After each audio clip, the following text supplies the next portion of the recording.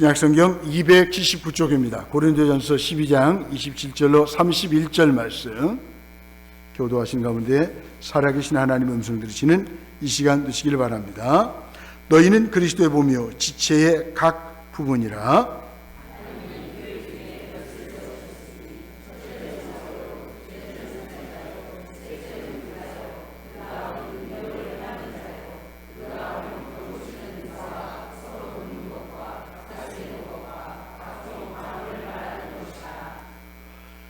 다 사도이겠느냐? 다 선지자이겠느냐? 다 교사이겠느냐? 다 능력을 행한 자이겠느냐?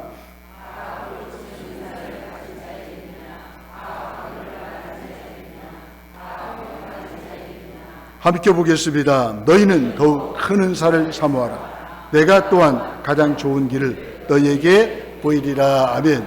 신비로운 교회, 이런 제목을 가지고 함께 은혜를 나누면서 기도 제목을 삼기로 합니다. 하나님은 기쁘신 뜻대로 저와 여러분들을 부르셨어요. 그리스도 이름을 부르고 그와 더불어 교제하게 하시려고 거룩히 구별하신 성도들의 모임이 교회입니다.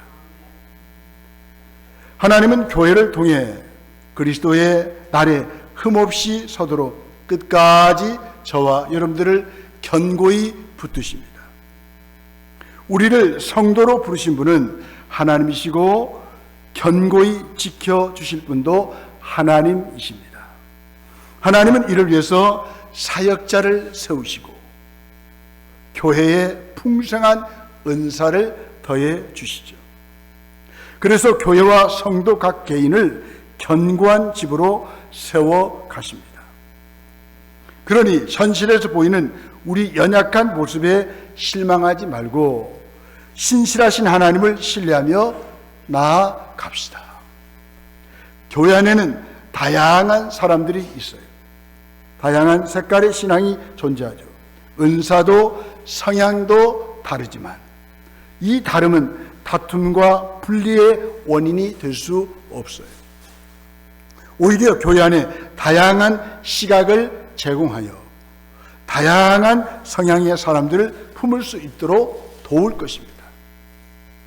하나가 된다고 하는 것은 똑같아진다는 것이 아니라 서로 조화를 이룬다는 말이죠. 다름은 더 아름다운 하나가 되도록 이끄는 원동력입니다. 교회는 죄를 용서받고 성도로 부름받은 그리스도의 몸입니다. 그리스도의 몸이 교회예요. 하지만 아직 충분히 성화되지 못해 여전히 죄의 영향 아래 놓여있는 인간 집단이 교회입니다. 바로 여기에 교회의 현실적인 특성이 있습니다. 교회는 용서받은 죄인들의 모임이죠. 그래서 고린도 교회의 한심한 모습은 사실상 오늘날 우리 교회의 모습일 수가 있습니다. 우리가 그리스도인이 된 것은 세상과 근본적으로 다른 흠없는 경지에 이르렀기 때문이 아니죠. 우리가 세례를 받는 것은, 성찬에 참여한 것은 자격과 능력이 내게 없는 것을 알아서 예수 그리스도 안에서 하나님의 은혜가 아니면 살 수 없다는 모자란 사람들의 고백입니다. 그렇게 우리는 교회가 됩니다. 교회는 이렇게 모자라는 사람들의 모임입니다. 그렇기 때문에 교회 역시 정도의 차이는 있지만 세상에서 죄인들 사이에 있는 일들이 여전히 발생할 수가 있다는 거예요. 그래서 서로 용서하며 사랑하지 않으면 안 되는 공동체가 바로 교회입니다. 교회는 다양한 지체로 이루어진 한 몸입니다. 12절로 27절의 말씀입니다. 하나님은 사람을 창조하실 때 서로 다른 기능을 하는 여러 지체를 두어 한 몸을 이루게 하셨어요. 이처럼 교회는 다양한 은사를 지닌 사람들을 지체로 부르셔서 한 몸을 이루게 하신 것입니다. 한 몸이 됐다는 표시로 우리가 성찬식에 참여해서 주님의 몸인 떡을 받아 먹었잖아요. 원래는 한 떡을 떼서 먹어야 되는데 너무 복잡하니까 이미 다 잘라서 하나씩 드리는 거예요. 그런데 우리는 중요한 뭡니까? 한 몸이라는 거예요. 이 성찬은 곧 보이는 설교잖아요. 떡을 먹으면서 잔을 먹으면서 우리는 한 피 한 몸 받은 한 형제 자매라는 것을 알게 되는 것입니다. 할 수만 있으면 매주마다 성찬식을 하면 좋죠. 그게 성경적입니다. 그러나 너무나 또 복잡하니까 이렇게 절기 때만 하는 것입니다. 중요한 것은 우리는 한 몸이다. 한 피를 받은 한 가족이다. 이걸 깨달아야 돼요. 추수감사해 줄 때 뭘 감사하겠습니까? 그리스도 안에서 내가 한 가족이 됐다는 것 때문에 감사할 수 있잖아요. 각 지체가 다름을 인정해야 합니다. 자기 은사로 다른 일의 필요를 채워줄 때 교회는 모든 기능이 활발하게 작동할 것입니다. 나는 예배만 들고 갈 거야. 이러면 교회가 활발하게 작동할 수 없습니다. 건강한 교회가 될 수가 없습니다. 다 은사가 있어요. 저 같은 경우는 먹는 은사가 있어요. 한식, 양식, 중식 다 좋아해요. 나는 늘 예배 끝나고 점심시간이 그렇게 그리워요. 여러분, 먹어줘야지. 이 먹어주는 것도 은사입니다. 또 음식을 만드는 것도 은사입니다. 교회는 이렇게 은사 받은 사람들이 함께 어우러져서 마음을 모을 때 위대한 교회로 발돋움할 수가 있다는 것입니다. 한 몸을 이루는 지체들은 다 한 성령으로 세례를 받은 사람들이에요. 출신, 신분, 지위는 그리스도의 몸에 참여하는 일에 아무 상관이 없습니다. 오직 성령의 세례라고 하는 단 하나의 동등한 수단으로 된 것입니다. 우리 성가대 13절 한번 읽어보세요. 13절 시작.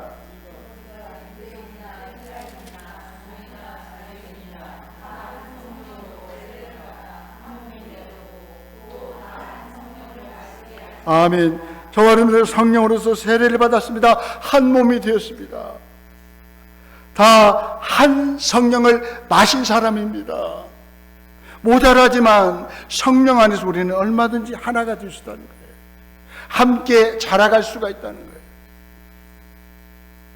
그러므로 한 몸인 교회는 어떤 이유로도 자신을 다른 지체보다 낮게 여기거나 자랑할 수 없다는 거예요. 내가 저 사람보다 나아, 이럴 수가 없다는 거예요. 한 몸을 이루는 지체들은 서로 쓸모없다 여기지도 분쟁하지도 않습니다. 다 우리는 하나님 나라를 위해서, 교회를 위해서 유용한 사람들, 필요한 사람들. 오히려 한 지체가 아프면 온 몸이 아프고 한 지체가 즐거우면 온 몸이 즐거워합니다. 누가 병원에 입원했대, 내일 수술하는데 그러면 다 새벽에 나와서 기도하고, 수요 기도회 때 기도하고, 예배 시간마다 기도하자. 왜? 한 지체니까, 한 몸이니까, 한 성령을 마신 가족이니까. 너의 아픔이 나의 아픔이야. 이게 교회 모습이 아니겠습니까? 우리가 몸의 약한 부분을 더 보호하여 돌봅니다. 그것이 쓸모없지 않고 더 요긴하고 귀하기 때문이죠. 특별히 공동체 안에 모자라고 연약한 지체일수록 귀하게 여겨야 합니다. 우리 옆에 인사합시다. 제가 모자랍니다. 나를 귀하게 여겨주세요. 시작.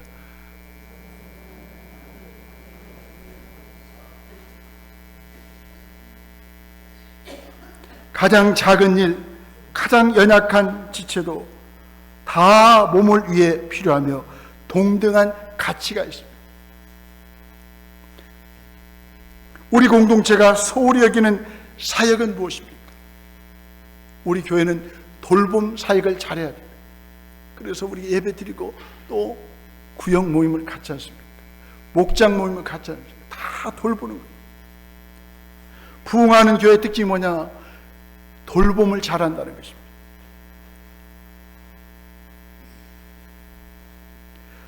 또 특별한 관심을 두지 못하는 지체는 없는지 잘 살펴봅시다. 교회는 그리스도의 몸이면서 동시에 용서받은 죄인들로 이루어졌습니다. 교회는 역사 속에서 거룩하고 완전한 그리스도의 몸이라고 하는 이상에 도달해 본 적이 없어요. 늘 교회가 완전하지 않아요. 그렇지만 교회가 교회 아닐 정도로 부패하게 내버려 둠을 당한 적도 없습니다.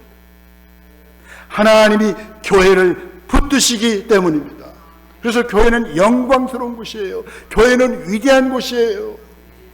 살아 움직이는 공동체예요.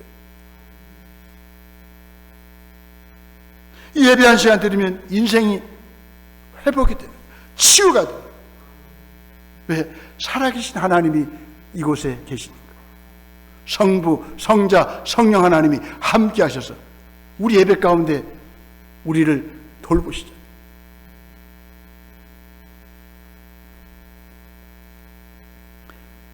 (28절에) 보니까 하나님이 교회 중에 몇을 세우셨으니, 이 말은 하나님이 교회를 세우시고 하나님이 사역자를 세우시고 하나님이 교회를 붙드신다는 말이에요. 하나님이 교회의 일꾼들을 붙드신다는 말이에요.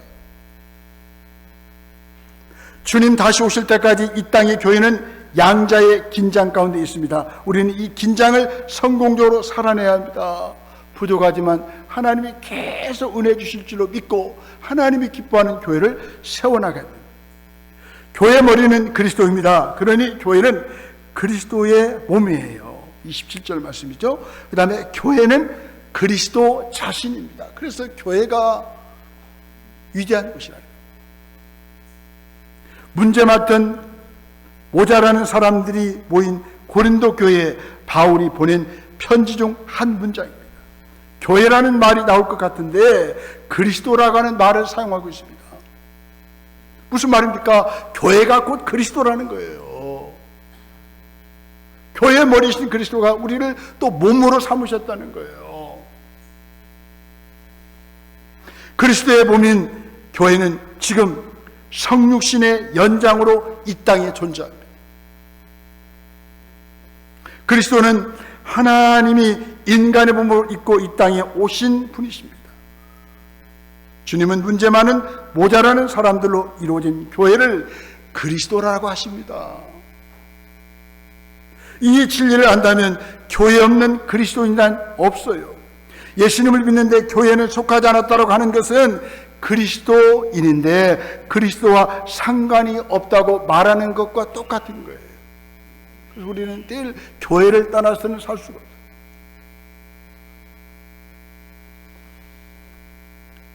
여러분 무슨 가난한 성도들이 있다고 그래요. 교회가 어쩌거든. 너나 잘하세요. 교회는 늘 불안하고 교회는 늘 부족합니다. 그러나 영광스러운 교회라고. 예, 교회가 그리스도니까.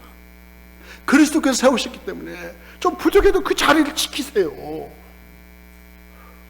더 내가 헌신하세요. 수고하세요. 그럴 때 교회가 더 존귀하게 우리 하나님 앞에 쓰임받게 될 줄로 믿습니다.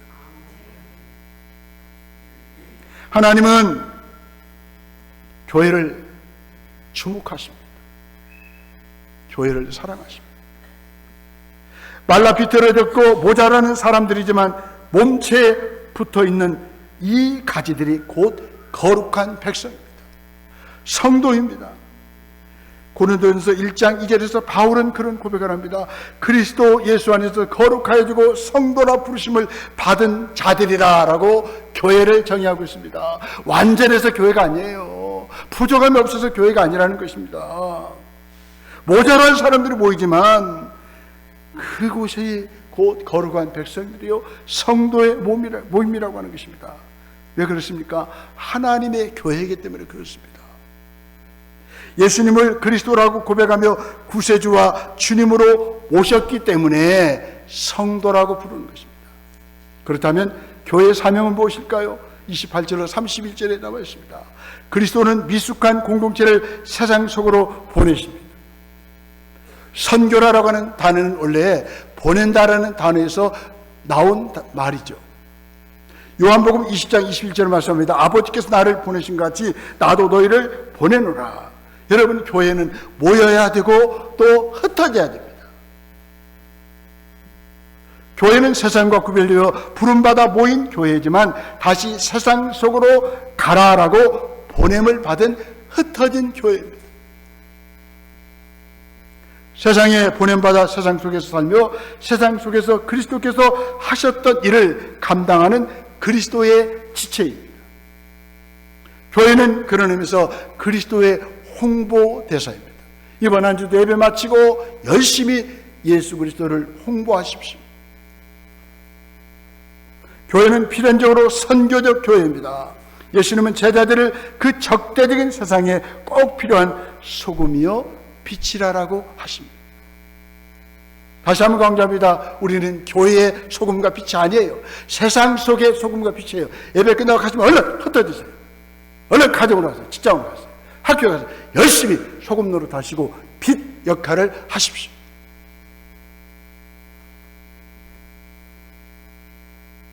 교회는 사명으로 존재합니다. 사명이 없으면 교회도 없죠. 이 사명을 위해 하나님은 교회 안에 은사를 따라 다양한 직분자들을 세우셨습니다. 28절로 30절이죠. 교사, 사도, 선지자, 능력을 행하는 자, 병 고치는 자 세웠는데 왜 세웠습니까? 서로 돕는 역할을 하라고. 돕고 그다음에 다스려서 어떻게 합니까? 우리 하나님이 맡기신 사명을 감당하라는 것입니다. 우리는 더 큰 은사를 사모해야 합니다. 31절에 보니까 더욱 큰 은사를 사모하라. 13장으로 연결해 보면 큰 은사는 사랑입니다. 여러분, 교회가 뭘 해야 됩니까? 사랑. 하나님 사랑, 이웃 사랑입니다. 더 나가서 고린도전서 14장 1절에 보니까 사랑을 따라 구하라라고 말씀하고 있습니다. 그리스도인의 참된 영적 생활은 성령의 은사에 의해서 지배되어서는 안 됩니다. 오히려 성령의 열매에 의하여 지배되어야 합니다. 성령의 열매의 근본적인 요소가 무엇입니까? 사랑입니다.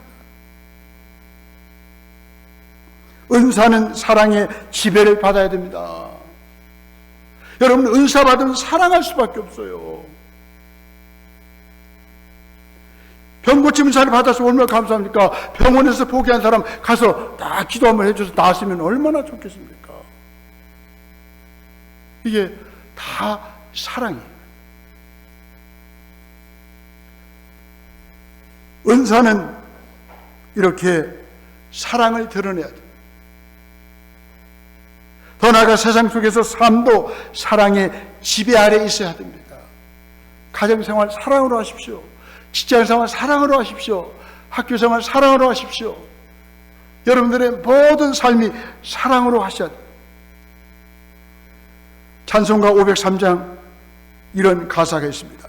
세상 모두 사랑 없어 냉랭함을 아느냐.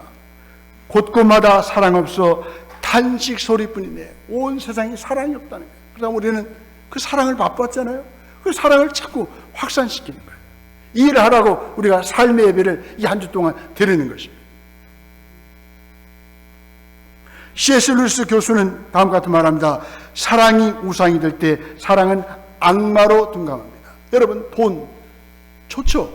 돈 갖고 다른 사람 사랑하지 않고 돈만 사랑하는 그것이 바로 우상이 된다는 거예요. 권력 좋죠? 권력 갖고 다른 사람을 섬기는 거예요. 사랑으로. 그럴 때 그 권력은 사랑이 되는 건데, 근데 권력 갖고 다른 걸 하면 그 권력이 우상이 된다는 거예요. 세상을 변화시키는 가장 좋은 길은 사랑의 길입니다. 31절에 보니까 가장 좋은 길을 너희에게 보이리라. 그래서 13장하고 연결해 주는 것입니다. 이웃과 교회를 더 유익하게 하는 길도 사랑의 길입니다. 사랑이 없으면 모든 것들은 아무 유익이 없어요. 공동체와 성도의 유익을 위하는 사랑의 마음이 이 시대의 세상 속에 필요합니다.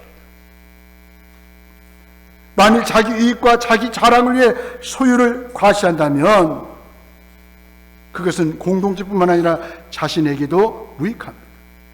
언제나 내 말과 행동의 동기가 상대방에 대한 사랑을 바탕으로 하는지 돌아봅시다.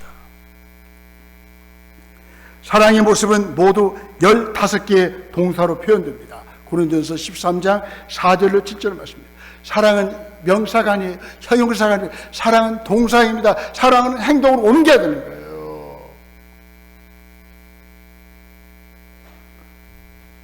이것은 사랑이 감정을 넘어 의지의 행동임을 말해줍니다. 사랑의 행동이 따르자면 사랑이 아니죠.